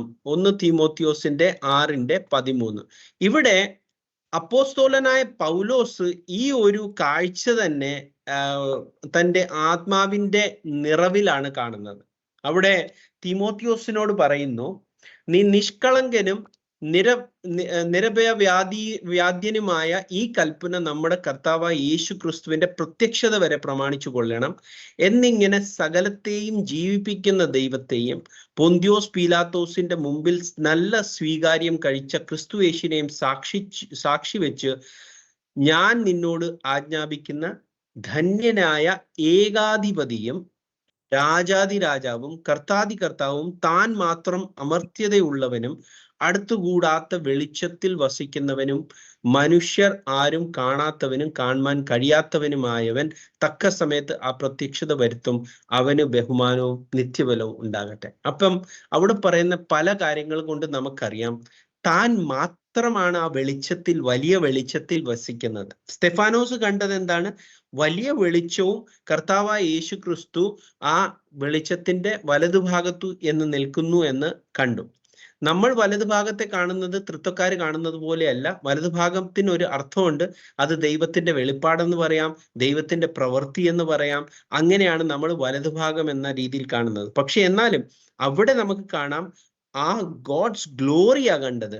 ദൈവത്തിന്റെ വലിയ തേജസ് കണ്ടു. അതിന്റെ വലതുഭാഗത്താണെന്ന് വിചാരിച്ചോ? നമുക്ക് വലതുഭാഗത്ത് കണ്ടു. പക്ഷേ പൗലോസ് പറയുന്നത് എന്താണ്? അവൻ കണ്ടത് ഏകനെ മാത്രമാണ്, അവൻ ഏകാധിപതിയാണ്. അപ്പൊ വളരെ വ്യക്തമാണ്, അവന്റെ മാത്രമാണ് ആധിപത്യമുള്ളത്, അവൻ ഏകാധിപത്യമാണ്, അവൻ രാജാതി രാജാവാണ്, അവൻ അമർത്യത ഉള്ളവനാണ്. എന്തുകൊണ്ടാണ് അമർത്യത ഉള്ളവൻ എന്ന് പറയാൻ പറ്റുന്നത്? അവൻ മരണത്തിന്റെ മേളിൽ ജയം പ്രാപിച്ച് അമർത്യത പ്രാപിച്ചവനാണ്. അവൻ മാത്രമാണ് കർത്താതി കർത്താവും രാജാതി രാജാവും. അവൻ ഒരിക്കലും കാണുവാൻ പറ്റാത്തവനാണ്. യേശു ക്രിസ്തുവിനെ നമ്മൾ കണ്ടിട്ടില്ലയോ എന്ന് അപ്പോസ്തലന്മാരോട് പറഞ്ഞു കഴിഞ്ഞാൽ, കണ്ടിട്ടുണ്ടോ? കണ്ടിട്ടുണ്ട്. എങ്ങനെ കണ്ടിട്ടുണ്ട്? മനുഷ്യനായി കണ്ടിട്ടുണ്ട്. ദൈവത്വം കാണാൻ പറ്റുമോ? കാണത്തില്ല. അതുകൊണ്ടാണ് യോഹന്നാന്റെ സുവിശേഷം 1-ാമത്തെ അധ്യായത്തിൽ പറയുന്നത്, പിതാവിനെ ആരും ഒരു നാളും കണ്ടിട്ടില്ല. ഇവിടെ പറയുന്നു, ഇനി ആരും ഒരു നാളും കാണുവാനും പോകുന്നില്ല. അപ്പൊ കണ്ടതാരെയാണ്? ദൈവത്തിന്റെ വെളിപ്പാടിനെയാണ് കണ്ടത്. ആ വെളിപ്പാട് എന്തുവായിരുന്നു? മനുഷ്യൻ എന്ന അവസ്ഥയിലായിരുന്നു. അതായിരുന്നു പുത്രത്വം എന്ന് പറയുന്നത്. അതായത് ദൈവം മനുഷ്യനായി ഒരു പുത്രന്റെ അവസ്ഥയിൽ, അല്ലെ പുത്രന്റെ പദവി എടുത്തിട്ട് ഈ ലോകത്തിൽ പ്രത്യക്ഷനായി. അതിന്റെ അടിസ്ഥാനം തെറ്റിച്ച, എവിടുന്നാണ് അടിസ്ഥാനം തെറ്റിയത്? ആദ്യ കൽപ്പനയിൽ നിന്നുമാണ് അടിസ്ഥാനം തെറ്റിയത്. ആ അടിസ്ഥാനം തെറ്റിയത് കാരണം എന്താണ്? എല്ലായിടത്തും പോയി 3 നോക്കും. അയ്യോ, ഇവിടെ ദൈവമുണ്ട്, വലതുഭാഗത്ത് ക്രിസ്തു നിൽക്കുന്നു. നമുക്ക് അങ്ങനെ കാണാൻ സാധിക്കത്തില്ല. നമ്മൾ വചനങ്ങൾ പലതും എടുത്തിട്ട് നമ്മൾ കാണും, രണ്ടൂടെ കൂട്ടിച്ചേർത്ത് നോക്കുമ്പോൾ നമുക്കറിയാം ഇത് തൃത്വത്തെ പറ്റിയല്ല സംസാരിക്കുന്നത്, ഇത് ദൈവത്തിന്റെ ഗ്ലോറിയെ പറ്റിയാണ് അവിടെ സംസാരിക്കുന്നത്. ആ ഗ്ലോറിക്കകത്ത് കാണുന്ന ഏകാധിപതിയായവൻ കർത്താവായ യേശു ക്രിസ്തു തന്നെയാണ്. പാസ്റ്റർ ജോയി അവിടെ ഓർമ്മിപ്പിച്ചു, ഒരു ശരീരത്തിലാണ് ആ ദൈവത്തിന്റെ സകല സമ്പൂർണതയും ദേഹരൂപമായി വസിക്കുന്നത്. അതുകൊണ്ട് 2 വ്യക്തികളോ 3 വ്യക്തികളോ അല്ല. സ്തെഫാനോസ് കണ്ട ഒരൊറ്റ കർത്താവായ യേശു ക്രിസ്തുവിനെ മാത്രമാണ് എന്നുള്ള കാര്യം വ്യക്തമായി എന്ന് തോന്നുന്നു. Thank you. Price the Lord. Thank you very much pastor brother. വളരെ വ്യക്തമാണ്. സ്തെഫാനോസ് കണ്ട ദർശനത്തിൽ, സ്തെഫാനോസ് കണ്ടതായിട്ട് ലൂക്കോസ് രേഖപ്പെടുത്തിയിരിക്കുന്നത് എങ്ങനെയാണ്? ഒടുവിൽ സ്തെഫാനോസ് ആരോടാണ് പ്രാർത്ഥിച്ചത്? സ്തെഫാനോസിന് അവിടെ ഒരു പിതാവ് ഉണ്ടെങ്കിൽ തീർച്ചയായിട്ടും പുത്രനോട് തന്റെ ആത്മാവിനെ കൈക്കൊള്ളാൻ പറയുകയില്ല. ബുദ്ധിയോടെ, കുറച്ച് വിവേകത്തോടെ ചിന്തിക്കുന്ന ഏതൊരാൾക്കും ആ കാര്യങ്ങൾ മനസ്സിലാകും. പിന്നെ രണ്ടാമത് സൂചിപ്പിച്ചത്, കർത്താവ് ദൈവത്തെക്കുറിച്ച് പറയുന്നത് അവൻ ധന്യനായ ഏക അധിപതിയാണ്, മനുഷ്യരാരും കണ്ടിട്ടില്ലാത്തവനാണ്, കാണാൻ കഴിയാത്തവനാണ്. ആ കാണാൻ കഴിയാത്തവൻ ഇനി ഒരിക്കൽ കൂടി ആ പ്രത്യക്ഷത വരുത്തും. ഒരിക്കൽ അവൻ ജഡത്തിൽ പ്രത്യക്ഷനായി, ദൈവം ജഡത്തിൽ പ്രത്യക്ഷനായി. ഇനി ഈ ഡിസ്പെൻസേഷനിൽ, സഭാ കാലഘട്ടങ്ങളിൽ പൗലോസ് തിമോഥെയോസ് പറയുന്നത് പോലെ ആ ഏകാധിപതിയുടെ ഒരു പ്രത്യക്ഷത കൂടി ഉണ്ടാകും. ആ പ്രത്യക്ഷതയാണ് നമ്മള് വിശ്വാസികളെല്ലാം കാത്തിരിക്കുന്ന ഒരു കാര്യമെന്നും നമുക്കറിയാം. ഇന്ന് അടുത്ത ചോദ്യം നമ്മുടെ പാസ്റ്റർ രാജു ദാനിയലിനോടാണ്. ഇതിനകത്ത് തന്നെ 2 കാര്യങ്ങൾ വിൽസൺ ബ്രദർ വിട്ടിട്ടാണ് പോയത്. കാരണം രാജു പാസ്റ്റർക്ക് വേണ്ടി വിട്ടിരുന്ന കാര്യമാണ്. അതില് 2 കാര്യങ്ങൾക്ക് ഉള്ളൊരു ക്ലാരിറ്റിക്ക് വേണ്ടിയാണ് ഞാൻ പാസ്റ്ററോട് ചോദിക്കുന്നത്. ഒന്ന്, ഇവിടെ മത്തായി സുവിശേഷം 28:19 അവരെ പെന്തക്കോസ്തുകാരെല്ലാം 3 വ്യക്തികളെ കാണാറുണ്ട്. കാരണം പെന്തക്കോസ്തുകാർക്ക് പിതാവും പുത്രനും പരിശുദ്ധാത്മാവും 3 വ്യക്തികളാണ്. എന്നാൽ ആത്മാവാണ് ദൈവം, അതിൽ ദൈവം ആത്മാവാണ് എന്ന് തിരുവെടുത്ത് പറയുന്നു. പരിശുദ്ധാത്മാവ് എന്ന് പറയുമ്പോൾ പരിശുദ്ധന്റെ ആത്മാവാണ്. അവിടെ ഒരു പുത്രനുണ്ട്. ബൈബിളിൽ എവിടെയും ഒരു നിത്യപുത്രൻ എന്നൊരു സ്റ്റേറ്റ്മെന്റ് ഇല്ല. അല്ലെങ്കിൽ നിത്യനായ പുത്രനെന്നോ അല്ലെങ്കിൽ പുത്രനായ ദൈവമെന്നോ പരിശുദ്ധാത്മാവായ ദൈവമെന്നോ ഒരു സ്റ്റേറ്റ്മെന്റ് ഇല്ല. കാരണം ബൈബിൾ എഴുത്തുകാരെല്ലാവരും അവർക്ക് ദൈവം ഏകനായിരുന്നു. മോശയ്ക്ക് മുമ്പ് നമ്മുടെ വിൽസൺ ബ്രദർ സൂചിപ്പിച്ചതുപോലെ ഇസ്രായേലെ കേൾക്ക യഹോവ നമ്മുടെ ദൈവമാകുന്നു, യഹോവ ഏകൻ തന്നെ. മോശയ്ക്ക് സീനായ് മലയിൽ പ്രത്യക്ഷനായ ദൈവം, മോശ അവിടെ പുത്രനായ ദൈവത്തെ കണ്ടു എന്ന് പറഞ്ഞിട്ടില്ല. മാത്രമല്ല, മോശ 90 സങ്കീർത്തനത്തിൽ എഴുതുമ്പോൾ മോശ പറയുന്നത്, ഹല്ലേലൂയ, നീ തലമുറ തലമുറയായും അതുപോലെ ഇങ്ങനെയാണ്, പർവ്വതങ്ങൾ ഉണ്ടായതിനും നീ ഭൂമിയെ മണ്ഡലത്തെയും നിർമ്മിച്ചതിന് മുമ്പേ നീ അനാദിയായി ശാശ്വതമായി ദൈവമാകുന്നു എന്നാണ്. അപ്പോ പഴയ നിയമ എഴുത്തുകാരന്മാർക്ക് എല്ലാവർക്കും ന്യായപ്രമാണകർത്താവായ മോശയ്ക്കും ഒരു ദൈവമേ ഉണ്ടായിരുന്നുള്ളൂ. ആ ഒരു ദൈവമാണ് അവർ വ്യാഖ്യാനിച്ചത്. അപ്പോസ്തലന്മാരും യേശു ക്രിസ്തുവും ആ ഒരു ദൈവത്തെ കുറിച്ചാണ് പഠിപ്പിച്ചത്. വെളിപ്പാടിൽ ആ യേശു ക്രിസ്തു തന്നെയാണ് പഴയ നിയമ കാലഘട്ടങ്ങളിൽ മോശ സീനായ് മലയിൽ കണ്ട ദൈവമെന്ന് നമുക്ക് വ്യക്തമായി മനസ്സിലാകും. കാരണം അവനിലാണ് ദൈവത്തിന്റെ സമ്പൂർണ്ണത മുഴുവനും ശരീര രൂപത്തിൽ നമ്മുടെ മുമ്പിൽ പ്രത്യക്ഷമായിരിക്കുന്നത്. അപ്പൊ ഈ ഒരു ബൈബിൾ നൽകുന്ന ഈ ഒരു വെളിപ്പാട്ടിന്റെ അടിസ്ഥാനത്തിൽ ട്രിനിറ്റേറിയൻസ് വാദിക്കുന്ന ഈ മത്തായി 28:19 കൽപ്പനയിൽ പറയപ്പെട്ടിരിക്കുന്ന പിതാവിന്റെയും പുത്രന്റെയും പരിശുദ്ധാത്മാവിന്റെ നാമത്തിൽ അവര് 3 ദൈവവും ആ ദൈവത്തിന്റെ ഒരു നാമവും ഉണ്ട്, നാമം ഏകമായിരിക്കും എന്ന് പറയാം. പക്ഷെ അവിടെ ഒരു നാമം ഉള്ളതായിട്ട് നമുക്ക് കാണാൻ കഴിയിട്ടില്ല. രണ്ടാമതായിട്ട് 2 കൊരിന്ത്യർ 13:14 പൗലോസ് പറയുന്ന ആശീർവാദത്തെ സംബന്ധിച്ച് വ്യത്യസ്തമായ അഭിപ്രായമുണ്ട്. അതിനെക്കുറിച്ച് ഒരു വ്യക്തമായ ക്ലാരിറ്റി ഒരു പ്രാവശ്യം ജോയ് പാസ്റ്റർ ഇവിടെ വന്നപ്പോൾ തന്നായിരുന്നു. പൗലോസ് മുന്നുള്ള അധ്യായങ്ങളിലൊന്നും അതിനെക്കുറിച്ച് പ്രതിപാദിച്ചിട്ടില്ലെന്ന് മാത്രമല്ല അത് വ്യത്യസ്തമായിരിക്കുന്നതിന്റെ കാരണത്തെയും സൂചിപ്പിച്ചിരുന്നു. ഞാൻ അത് ബൈബിളിൽ രേഖപ്പെടുത്തിയിട്ടുണ്ടെങ്കിലും ഇപ്പോഴെന്റെ ഓർമ്മയിൽ നിൽക്കുന്നില്ല. അപ്പം ഈ ആശീർവാദത്തിലും തെറ്റായ ഒരു പഠിപ്പീരുകൾ പെന്തക്കോസ്തുകാർക്കിടയിലുണ്ട്. അതിങ്ങനെയാണ്: പിതാവായ ദൈവത്തിന്റെ സ്നേഹവും പുത്രനായ ദൈവത്തിന്റെ കൃപയും പരിശുദ്ധാത്മാവിന്റെ സഹവാസവും നിങ്ങളെല്ലാവരോടും കൂടെ ഇരിക്കട്ടെ എന്നാണ് അവര് ഈ ആശീർവാദം പറയുന്നത്. പക്ഷെ സത്യത്തിൽ ആശീർവാദത്തിൽ അങ്ങനെയൊന്നുമില്ല. ദൈവത്തിന്റെ സ്നേഹവും പിന്നെ യേശുക്രിസ്തുവിന്റെ കൃപയും ആത്മാവിന്റെ കൂട്ടായ്മയും എന്നാണ് നമുക്ക് കാണാൻ കഴിയുന്നത്. അപ്പം എന്നാല് സാധാരണ പെന്തക്കോസ്തൽ വിശ്വാസികൾ ബൈബിളിനെ സംബന്ധിച്ച് പാസ്റ്റർമാർ പറയുന്നത് മാത്രം കേട്ട് ശീലമുള്ള ആളുകൾ ബൈബിൾ അന്വേഷിക്കാത്തതുകൊണ്ട് ഇതിങ്ങനെയൊക്കെയാണെന്നൊരു തെറ്റിദ്ധാരണയുണ്ട്. അത് തിരുത്തുക എന്നുള്ളത് നമ്മുടെ ഒരു ചുമതല ഉത്തരവാദിത്തമായതുകൊണ്ട് അതുമായി ബന്ധപ്പെട്ട വിഷയങ്ങളിലെ ഒരു ക്ലാരിറ്റിക്ക് വേണ്ടി ഞാൻ ഈ ചോദ്യങ്ങൾ രണ്ടും മറുപടിക്കായിട്ട് ബഹുമാന്യ കർത്തൃദാസൻ രാജു ദാനിയലിനെ ചുമതലപ്പെടുത്തുകയാണ്. Praise the Lord. Praise the Lord. ദൈവനാമം വാഴ്ത്തപ്പെടട്ടെ. കൃപയാൽ ഇങ്ങനൊരു അവസരം സംജാതമാക്കിയ ദൈവത്തിനും ഇത് ലീഡ് ചെയ്യുന്നതായ ദൈവദാസന്മാർക്കും കേൾവിക്കാർക്കും എൻ്റെ സ്നേഹവന്ദനത്തെ അറിയിക്കുകയാണ്. നമ്മളിവിടെ ചിന്തിച്ച് വരുന്നത് ദൈവം ത്രിയേകനോ എന്നുള്ള വിഷയത്തെ 3 വ്യക്തിത്വങ്ങളെ തെളിയിക്കുന്നതായ 18 കാര്യങ്ങളെ കുറിച്ച് നമുക്ക് തൃത്വം സ്ഥാപിക്കുവാൻ വേണ്ടി ആ ദൈവദാസൻ പറയുന്നതായി നമുക്ക് കാണുവാൻ കഴിയും. അതിൽ 2 കാര്യങ്ങൾ നമ്മളിപ്പോൾ ചിന്തിച്ചു കഴിഞ്ഞു. മൂന്നാമത് പറഞ്ഞത് തൃത്വം വെളിപ്പെടുന്ന 3-ാമത്തെ ഒരു സ്ഥാനമായിരിക്കുന്ന സ്നാനം എന്നുള്ളതാണ്. മത്തായി സുവിശേഷം അതിന്റെ 3-ാം അധ്യായത്തിന്റെ 16-17 വാക്യങ്ങളിൽ അതിനെ ഉപോബലകമായി അല്ലെങ്കിൽ തൃത്വത്തെ സ്ഥാപിക്കുവാൻ വേണ്ടി അദ്ദേഹം എടുത്തു കാണിക്കുന്നതായി നമുക്ക് കാണുവാൻ കഴിയും. നമുക്ക് യോഹന്നാന്റെ സുവിശേഷം 1-ാം അധ്യായത്തിന്റെ 33 വായിക്കുമ്പോൾ അവിടെ ഒരു കാര്യം പറഞ്ഞിരിക്കുന്നതായി നമുക്ക് കാണുവാൻ കഴിയും.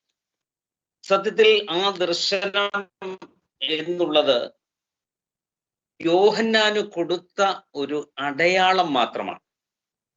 ആ യോഹന്നാന്റെ സുവിശേഷത്തിൽ നമുക്കത് 1-ാം അധ്യായത്തിന്റെ 33-ാം വാക്യം നമ്മൾ വായിക്കുമ്പോൾ അതവിടെ വ്യക്തമാക്കി നമുക്ക് എഴുതിയിരിക്കുന്നതായി കാണുവാൻ കഴിയും. ഞാനോ അവനെ അറിഞ്ഞില്ല, എങ്കിലും വെള്ളത്തിൽ സ്നാനം കഴിപ്പിപ്പാൻ എന്നെ അയച്ചവൻ എന്നോട്, ആരുടെ മേൽ ആത്മാവ് ഇറങ്ങുന്നതും വസിക്കുന്നതും നീ കാണുമോ, അവൻ പരിശുദ്ധാത്മാവിൽ സ്നാനം കഴിപ്പിക്കുന്നവൻ ആകുന്നു എന്ന് പറഞ്ഞു. യേശുക്രിസ്തു യോഹന്നാൻ വിളിച്ചു പറഞ്ഞത് തന്നെ അങ്ങനെയാണ്. എൻ്റെ പിന്നാലെ വരുന്നവനാണ് പരിശുദ്ധാത്മാവിൽ സ്നാനം കഴിപ്പിക്കുന്നവൻ. അവിടെ ആ അടയാളം കൊടുക്കുമ്പോൾ യേശുക്രിസ്തു ആകുന്നു പരിശുദ്ധാത്മാവിൽ സ്നാനം കഴിപ്പിക്കുന്നവൻ എന്ന് വ്യക്തമാകുവാൻ തക്കവണ്ണം യോഹന്നാൻ സ്നാപകന് കൊടുത്തിരിക്കുന്ന ഒരു അടയാളം മാത്രമാണ്. അത് തൃത്വത്തെ വിവരിക്കുവാനോ സ്ഥാപിക്കുവാനോ ഉള്ളതല്ല എന്നതാണ്. ഇവിടെ പ്രത്യേകം നമ്മൾ പഠിക്കുമ്പോൾ യേശുക്രിസ്തു പരിശുദ്ധാത്മാവിനാൽ ജനിക്കുന്നു, എന്നാൽ യോഹന്നാൻ സ്നാപകനെ കുറിച്ച് പറഞ്ഞിരിക്കുന്നത് ഗർഭത്തിൽ പരിശുദ്ധാത്മാവ് കൊണ്ട് നിറയും എന്നുള്ളതാണ്. ഹന്നയിലും സക്രിയാവിലും അങ്ങനെ തുടങ്ങി എല്ലാവരിലും ഈ പരിശുദ്ധാത്മാവിനെ നമുക്ക് കാണുവാൻ കഴിയും. അതുകൊണ്ട് ഈ ആത്മാവ് ദൈവം തന്നെയാണ്. ഇവിടെ കൊടുത്തിരിക്കുന്ന ഒരു അടയാളം വെച്ചുകൊണ്ട് തൃത്വത്തെ സ്ഥാപിക്കുവാൻ സാധ്യമല്ല. തൃത്വത്തെ അത് തെളിയിക്കപ്പെടുന്നില്ല. സ്വർഗം തുറക്കുന്ന സ്വർഗത്തിൽ നിന്ന് ശബ്ദം കേൾക്കുന്നുവെന്നും പരിശുദ്ധാത്മാവ് വന്നുവെന്നും യേശുക്രിസ്തുവിലേക്ക് പ്രാവ് പോലെ പ്രാവിന്റെ അടയാള രൂപേണ വന്നുവെന്നും യേശുക്രിസ്തു വെള്ളത്തിൽ നിൽക്കുന്നു. അതുകൊണ്ട് ഇതൊരു തൃത്വമാണെന്നാണ് അദ്ദേഹത്തിന്റെ വാദം. തൃത്വത്തെ തെളിയിക്കുന്ന ഒന്നാണെന്നാണ് അദ്ദേഹം വാദിക്കപ്പെട്ടത്. എന്നാലല്ല എന്ന് നമുക്ക് വ്യക്തമായി കാണുവാൻ കാണാം. കാരണം പരിശുദ്ധാത്മാവിൽ ഗർഭത്തിൽ തന്നെ നിറയപ്പെടുന്നതായിരിക്കുന്ന യോഹന്നാനിൽ പരിശുദ്ധാത്മാവ് ഉണ്ടായിരുന്നുവെന്നും ആ ആത്മാവ് യോഹന്നാന്റെ സുവിശേഷം പറയുന്ന ദൈവം 4:24 പറയുന്നു, ദൈവം ആത്മാവാകുന്നു എന്ന് പറയുന്നു. വീണ്ടും അത് നാം പിന്നെയും പഠിക്കുമ്പോൾ എഫീസ്യ ലേഖനത്തിലേക്ക് നാം കടന്നു വരുമ്പോൾ അവിടെ നമുക്ക് നിങ്ങളെ വിളിച്ചപ്പോൾ ഏകപ്രത്യാശയ്ക്കായി വിളിച്ചതുപോലെ വിശ്വാസമൊന്ന്, ആത്മാവൊന്ന്, കർത്താവ് ഒരുവൻ, സ്നാനമൊന്ന് എന്ന് പറഞ്ഞിട്ട് എല്ലാവരിലും ഇരിക്കുന്നവനും എല്ലാവരിലും വ്യാപരിക്കുന്നവനും എല്ലാവർക്കും ദൈവവും പിതാവുമായവൻ ഒരുവനാകുന്നു എന്ന്.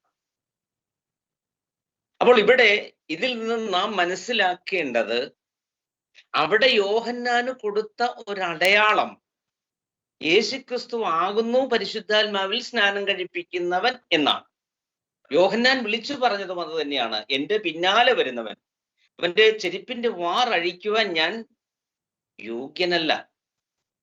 അപ്പോൾ അതുകൊണ്ട് ഈ കൊടുത്തിരിക്കുന്ന അടയാളത്തെ കണ്ടുകൊണ്ട് ഒരിക്കലും അത് തൃത്വത്തെ സ്ഥാപിക്കുന്ന 3 വ്യക്തിത്വങ്ങൾ അല്ലെങ്കിൽ വ്യക്തികൾ കാണുന്ന ഒരു സന്ദർഭമായി ചിത്രീകരിക്കുന്നതിന്റെ മണ്ടത്തരം ശരിയായി ഒന്ന് വായിക്കുമ്പോൾ നമുക്കറിയുവാൻ കഴിയും. യേശു പറഞ്ഞു, ഞാനും പിതാവും ഒന്നാകുന്നു. ഇനി നമുക്ക് കാണുവാൻ കഴിയും, ഞാൻ തന്നെയാണ് അവൻ എന്ന് പറഞ്ഞു.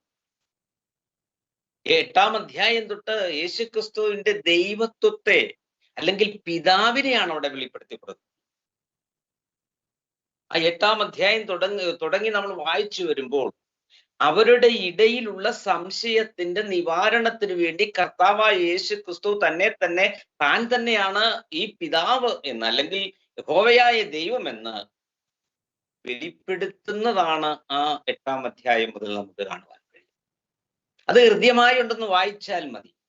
യോഹന്നാന്റെ സുവിശേഷം യേശുക്രിസ്തുവിന്റെ ദൈവത്വത്തെ പൂർണ്ണമായി വിവരിക്കുന്നതാണ് ഈ യോഹന്നാന്റെ സുവിശേഷം.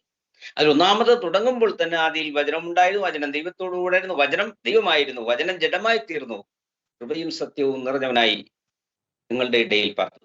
ഇത് 19-ാം അധ്യായം വെളിപ്പാട് പുസ്തകത്തിലേക്ക് നമ്മൾ ചെല്ലുമ്പോഴും ആ അധ്യായങ്ങൾ നമ്മൾ പരിശോധിക്കുമ്പോൾ അവിടെയും രക്തം തെളിച്ച ഉടുപ്പ് അവൻ ധരിച്ചിരിക്കുന്നു, അവന് ദൈവവചനമെന്ന് പേർ എന്നാണ്.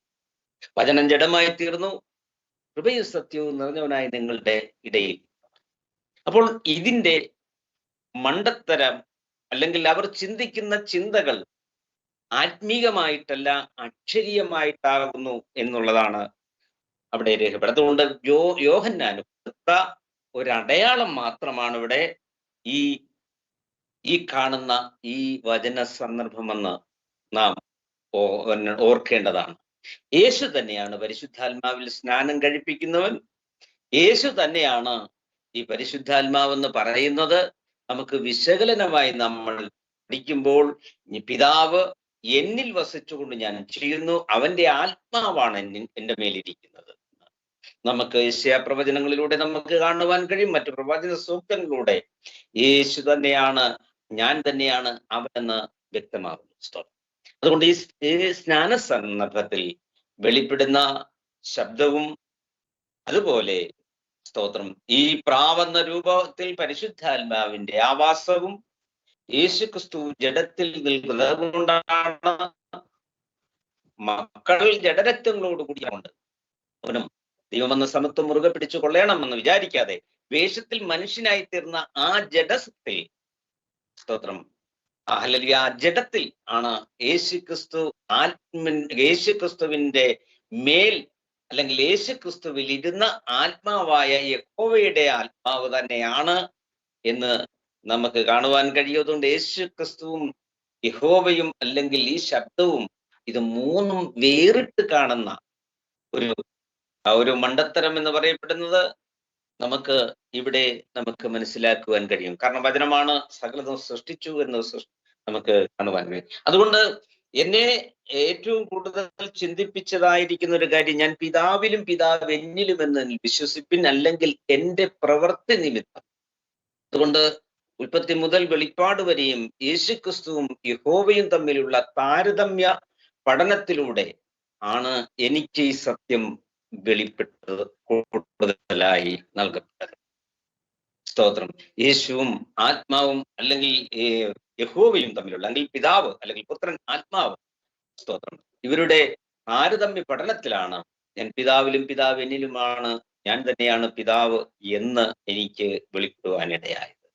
അതുകൊണ്ട് യേശുക്രിസ്തു തന്നെയാണ് അല്ലെങ്കിൽ സ്തോത്രം അവിടെ കൊടുത്തിരിക്കുന്നത് യോഹന്നാന് ഒരു അടയാളം മാത്രമാണ്. അത് തൃത്വം സ്ഥാപിക്കുവാനുള്ള അവസരങ്ങളായിട്ട് വ്യാഖ്യാനിക്കുന്നത് വളരെ മണ്ടത്തരമാണെന്ന് ഒരിക്കൽ കൂടി ഓർമ്മപ്പെടുത്തുകയാണ്. യോഹന്നാന്റെ സുവിശേഷം അതിന്റെ 1-ാം അധ്യായത്തിന്റെ 33-ാം വാക്യമാണ് എന്നതിന് ആധാരമായി നൽകിയത്. സ്തോത്രം. രണ്ടാമത് പറഞ്ഞത് ഒന്നുകൂടെ പറയൂ. ലാസ്റ്റ് 2 കൊരിന്ത്യർ 13:12 ആശീർവാദം. ഈ ആശീർവാദം അവർ യഥാർത്ഥത്തിൽ ആ ആശീർവാദമല്ല ശരിക്കും പറയേണ്ടത്. അത് എന്തുകൊണ്ടാണ് തൃത്വവിശ്വാസികൾ അങ്ങനെ പറയുന്നു എന്നത്, അതിന് അവര് ഉദ്ദേശിക്കുന്ന ഉദ്ദേശം അല്ലെങ്കിൽ പഠിപ്പിക്കുന്നത് പിതാവായ ദൈവത്തിന്റെ സ്നേഹവും എന്നാണ് ആദ്യം അവർ പറയുന്നത്. അത് പറയുന്നത് എന്തുകൊണ്ട് എന്ന് ചോദിച്ചാൽ മത്തായിയുടെ സുവിശേഷം 28:19 സ്ഥാപിക്കുവാനായിട്ടാണ്. കാരണം പിതാവിന്റെയും പുത്രന്റെയും പരിശുദ്ധാത്മാവിന്റെയും നാമത്തിൽ എന്ന് പറഞ്ഞതായിരിക്കുന്ന വാക്യത്തിന് എതിരായി തീരുകയും, അതുകൊണ്ട് ദൈവത്തിന്റെ ഒന്നാമത്തെ പിതാവെന്ന സ്ഥാനം മാറി ക്രിസ്തുവിന് 1-ാം സ്ഥാനം വരുന്നു. കാരണം തൃത്വത്തിൽ 3-ാമൻ പരിശുദ്ധാത്മാവും 2-ാമൻ യേശുക്രിസ്തുവും 1-ാമൻ പിതാവുമാണ്. അതുകൊണ്ട് ഈ ആശീർവാദം പറയുമ്പോൾ 1-ാമത്തെ സ്ഥാനം പിതാവിന്റെ മാറി യേശുക്രിസ്തുവിനാകും. അതുകൊണ്ട് യേശുക്രിസ്തുവിന്റെ കൃപ എന്നുള്ള വാക്യം അവർ ഉച്ചരിക്കുന്നില്ല. അതിന് പിതാവായ ദൈവത്തിന്റെ സ്നേഹം എന്ന് ആദ്യം അവർ പ്രഖ്യാപിക്കുന്നു. കാരണം അവർ ഭയപ്പെടുന്നു. കാരണം വ്യക്തിത്വങ്ങളായി അതിനെ വേർതിരിച്ചത് കൊണ്ടാണ്. രണ്ടാമത് അവര് ചിന്തിക്കുന്നത് കേൾവിക്കാരിൽ ഈ സ്ഥാനങ്ങളെ ക്രമീകരിച്ച് 1, 2, 3 ക്രമീകരിച്ച് അവരെ ഇത് കേൾക്കുമ്പോൾ തൃത്വമുണ്ടെന്ന് വിശ്വസിപ്പിക്കേണ്ടതിന് തന്നെ എന്നുള്ളതാണ് അവർ പഠിപ്പിക്കുവാനായിട്ട് ഒരു കാരണമായി തീരുന്നത്. ഇവിടെ പിതാവിന്റെയും പുത്രന്റെയും പരിശുദ്ധാത്മാവിന്റെയും നാമത്തിൽ എന്നത് സ്ഥാപിക്കുവാൻ ഇവിടെ കർത്താവായ യേശുക്രിസ്തുവിന്റെ കൃപയും എന്ന് തുടങ്ങുന്ന വാക്യത്തെ അവർ തെറ്റിച്ച് പറയുകയും, സ്ഥാനം മാറുന്നത് കൊണ്ട് പിതാവിന്റെ സ്ഥാനം എന്നേക്കാൾ വലിയവനാണ് പിതാവ് എന്ന് മറ്റൊരു സ്ഥലത്ത് പറഞ്ഞിരിക്കുന്നത് കൊണ്ട് ആ സ്ഥാനത്തെ വ്യതിചലിപ്പിക്കുന്നത് തൃത്വനിഷേധമെന്ന് അവർ വിശ്വസിക്കും. ഇവിടെ നമുക്ക് ഇവിടെ കാണുന്ന ഈ ആശീർവാദത്തിൽ കർത്താവായ യേശുക്രിസ്തുവിന്റെ കൃപയും ദൈവത്തിന്റെ സ്നേഹവും പരിശുദ്ധാത്മാവിന്റെ കൂട്ടായ്മ എന്ന് പറയുമ്പോൾ ഇത് 3 വ്യക്തിത്വങ്ങളായി അവർ അതിനെ ചിത്രീകരിക്കുകയാണ്. എന്നാൽ നമ്മൾ ശരിക്കും പഠിക്കുമ്പോൾ നമ്മൾ യേശുക്രിസ്തു തന്നെയാണ് പിതാവ് എന്ന് നമുക്ക് വ്യക്തമായി കാണുവാൻ കഴിയും. യെശയ്യാപ്രവചനം അതിന്റെ 9-ാം അധ്യായത്തിൽ നമ്മൾ 6 തൊട്ട് വായിക്കുമ്പോൾ അവൻ നിത്യപിതാവാകുന്നു എന്ന് കാണുവാൻ.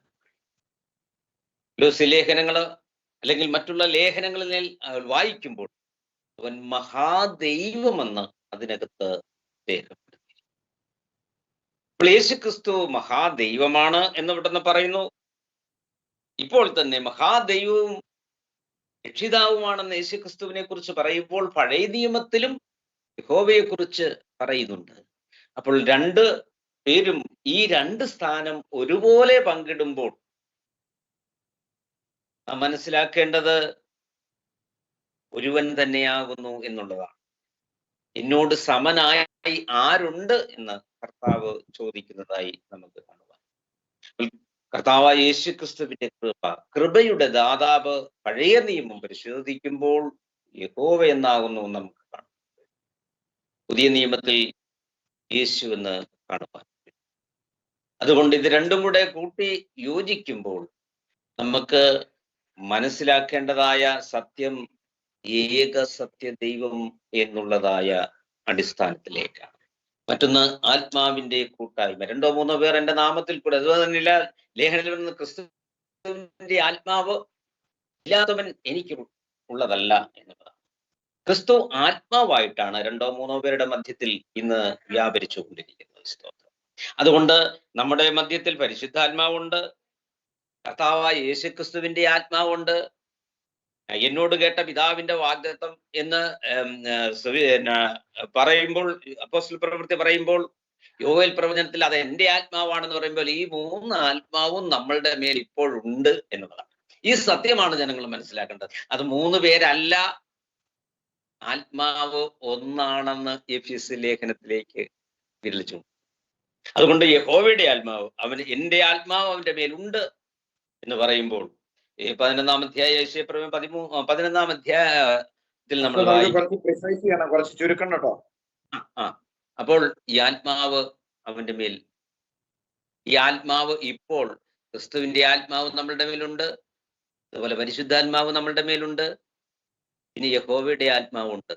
ഇത് 3 ആത്മാക്കളല്ലെന്ന് എഫെസ്യ ലേഖനം നമ്മളെ ഓർമ്മപ്പെടുത്തുകയാണ്. അതുകൊണ്ട് കർത്താവായ യേശുക്രിസ്തുവിന്റെ കൃപയും അല്ലെങ്കിൽ ദൈവത്തിന്റെ സ്നേഹവും പരിശുദ്ധാത്മാവിന്റെ കൂട്ടായ്മ എന്നൊക്കെയും പറയുമ്പോൾ ഈ 3 തരത്തിലും 3 ഭാഗത്തും 3 വ്യക്തിത്വങ്ങളായിട്ടല്ല ഒരു ദൈവമായിട്ട് നമുക്ക് ഇതിനെ കാണുവാൻ കഴിയും. സ്തോത്രം. ദൈവം അനുഗ്രഹിക്കും. Price the Lord. Thank you. വളരെ വ്യക്തമാണ്, കാര്യങ്ങൾ വളരെ വ്യക്തമായിട്ട് അവതരിപ്പിച്ചിട്ടുണ്ട്. നമ്മുടെ കേൾവിക്കാർക്ക് അത് ഉപകാരമായിരിക്കും. പ്രത്യേകിച്ച് ബാബു ജോർജ് പോലെയുള്ള പെന്തക്കോസ്റ്റൽ ദേവദാസന്മാരെ പഠിപ്പിക്കുന്ന ഉപദേശങ്ങൾക്ക് ഈ കാലഘട്ടങ്ങളിൽ വ്യക്തമായ മറുപടി കൊടുക്കാൻ നമുക്ക് കഴിഞ്ഞിട്ടുണ്ട്. ഞാൻ പെട്ടെന്ന് ഒരു പ്രാവശ്യം ഈ വിഷയത്തിൽ ജോയ് പാസ്റ്റർ സൂചിപ്പിച്ച ഒരു കാര്യം പെട്ടെന്ന് ഞാൻ കണ്ടുപിടിച്ചെടുത്തു.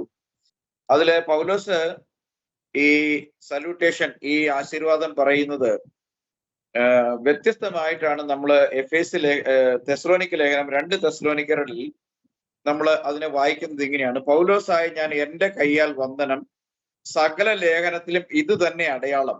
ഇംഗ്ലീഷ് പറയാണ്, the salutation of Paul with mine own hand which is the token in every epistle, so I write, the grace of our Lord Jesus Christ be with you all. അപ്പൊ പൗലോസിന്റെ എല്ലാ ലേഖനങ്ങളിൽ നിന്നും വ്യത്യസ്തമായിട്ടാണ് 2 കൊരിന്ത്യർ 13 അവസാനത്തിൽ ഒരു സല്യൂട്ടേഷൻ വ്യത്യസ്തമായിട്ട് വന്നിരിക്കുന്നത്. അപ്പൊ പൗലോസ് തന്നെ പറയാണ്, എല്ലാ ലേഖനത്തിലും എന്റെ അടയാളം ഇങ്ങനെയാണ്, കർത്താവായ യേശുവിന്റെ കൃപ നിങ്ങളോടുകൂടി ഇരിക്കുമാറാകട്ടെ. അപ്പം ഇതും ശരിയാവണ്ണം വ്യാഖ്യാനിച്ചാൽ തെറ്റില്ലെങ്കിലും ഇത് പെന്തക്കോസ്തുകാർക്ക് ദുരുപയോഗം ചെയ്യാനുള്ളൊരു സാഹചര്യം ഇവിടെ ഒരുങ്ങിയിട്ടുണ്ട് എന്നുള്ള കാര്യം നമ്മൾ മറന്നു പോകരുത്. കാരണം ഇത് മാത്രം പൗലോസിന്റെ മറ്റു ലേഖനങ്ങളിൽ നിന്ന് വ്യത്യസ്തമായിരിക്കുന്നു എന്നുള്ളത് എനിക്കും വളരെ അതിശയമായി തോന്നിയത് ഈ ഒരു കാര്യത്തെ സംബന്ധിച്ച് ഒരു പ്രാവശ്യം ജോയ് പാസ്റ്റർ ഇവിടെ വന്നപ്പം കാണിച്ചു തന്നതുകൊണ്ടാണ്. ഇത് നമ്മളെ പ്രേക്ഷകർക്ക് ഇത് വളരെ ഉപകാരമായി തീരട്ടെ. കാരണം പൗലോസ് 2 തെസ്സലോനിക്കർ അതിന്റെ ഒടുവിലത്തെ അധ്യായത്തിന്റെ 3-ാമത്തെ അധ്യായത്തിന്റെ 17-ാമത്തെ വാക്യത്തിൽ എന്താണ് തന്റെ സകല ലേഖനങ്ങളുടെയും ആശീർവാദത്തിന്റെ അവസാനം എങ്ങനെയാണെന്ന് പറഞ്ഞിട്ടുണ്ട്.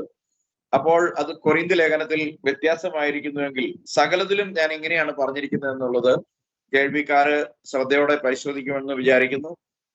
നമുക്ക് മറ്റ് വിഷയങ്ങളൊന്നും തന്നെ ഈ ദിവസം നമുക്ക് എടുക്കാനുള്ള സമയപരിമിതി കൊണ്ട് ഈ മീറ്റിംഗ് ഇന്ന് രാത്രി ഇവിടെ വെച്ച് അവസാനിപ്പിക്കാൻ ആഗ്രഹിക്കുന്നു. ഈ മീറ്റിംഗിൽ സംബന്ധിച്ച് വ്യക്തമായ സംശയങ്ങൾക്ക് വ്യക്തമായ മറുപടി നൽകിയ കർത്താവിന്റെ വലിയ ദാസന്മാരായ ജോയ് പാസ്റ്റർ, വിൽസൺ ബെഞ്ചമിൻ, അതുപോലെ പാസ്റ്റർ രാജു ദാനിയൽ എന്നിവരെ ഞാൻ അഭിനന്ദിക്കുന്നു. കർത്താവിന്റെ കൃപ നമ്മളെല്ലാവരോടും ഇരിക്കട്ടെ. വീണ്ടും മറ്റൊരു വീഡിയോയുമായി നിങ്ങളുടെ അടുക്കൽ വരും വരെയും കർത്താവ് നിങ്ങൾ എല്ലാവരെയും അനുഗ്രഹിക്കുന്നു. Price the Lord.